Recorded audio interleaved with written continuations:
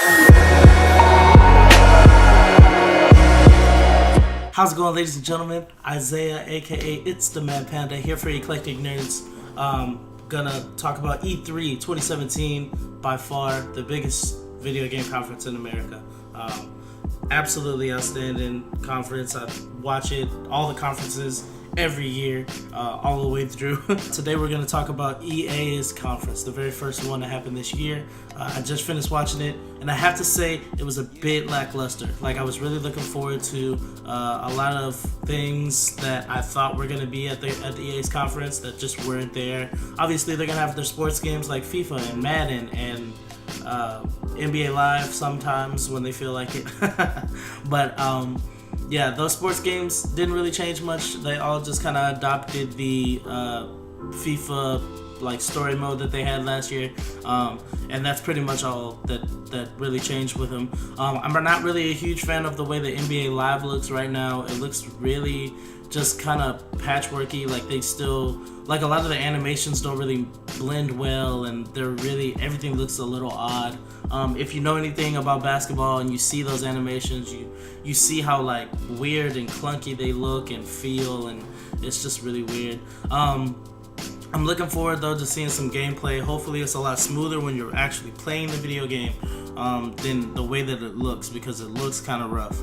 Beyond that, they talked about Need for Speed Payback, which was another game that I'm not really into. Like, it's not my kind of game. I'm more of a simulation racer myself.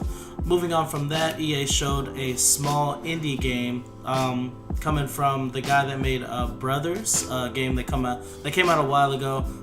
It was a pretty cool, really story-heavy game with some light platform stuff in there. It was pretty cool. I played it. I believe it was like free on PSN for like a month or something, and I played it a little bit or something like that. And I played it for a little while. I didn't really get into that.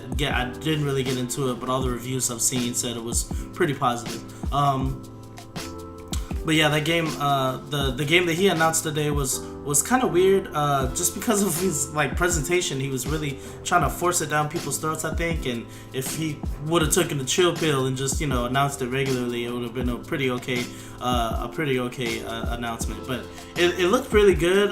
It looks like really like in a high detail for like an indie game. I mean, this might be me kind of crapping on indie games a little bit. I mean, I don't, but but it looked like really polished and really good looking for an indie game, which is not something that I expected to see. So the big thing they wanted to talk about this year was Star Wars. Star Wars was out in a big way this year. The map that they showed was really nice. I really liked the way that the map kind of flowed. It was like really, like, it didn't feel like a map on a video game. It kind of felt like you were actually in a place in the Star Wars universe. The only thing is it was really kind of empty. Like, I understand it's supposed to be like a war zone, but if you're gonna place it in a city environment that doesn't look like ravaged or something like that, then it needs to be filled with a lot more stuff. I feel like the hallways were really open and really like, I'm sure that leads to like how they want their game to be played and stuff. Like, the swooping airstrikes don't really work if you have a lot of close corridors and stuff like that. But I mean, just fill them with something. Like, I don't know, that's just my personal thoughts on it. But the game mode looked really sick. I love seeing Darth Maul. That's the homie. He's like the best thing out of the prequels, and like he was amazing, man. Like, the way he was jumping around the screen and stuff, it made me feel like the Visceral game that I was hoping for. I'm gonna get to that in a second. It made me feel like that game could be really good. But the way that they were captured, the way that the point was captured and stuff looked pretty sick. The droids and stuff being there and having people from all the different parts of Star Wars was really cool. But I do want to talk about that Visceral game. Last year, the Visceral and EA were working together to make a Star Wars game that was supposed to be like a third-person RPG Star Wars game, and we didn't hear anything about it this year. Why? I do not know. That's probably the game that I'm most hyped for. It's probably not going to come out for another 2-3 years, and that's depressing to say, but it is what it is in this video game world.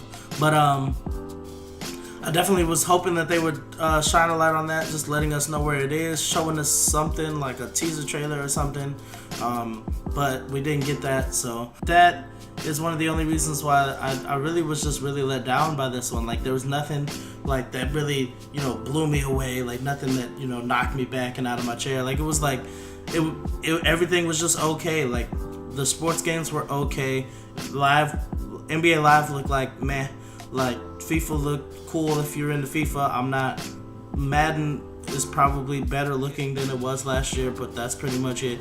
Like Need for Speed is cool, but that's not my cup of tea. Like, you know what I'm saying? Like it's just a whole bunch of things that are just, there's positive but this, positive but this in every scenario. So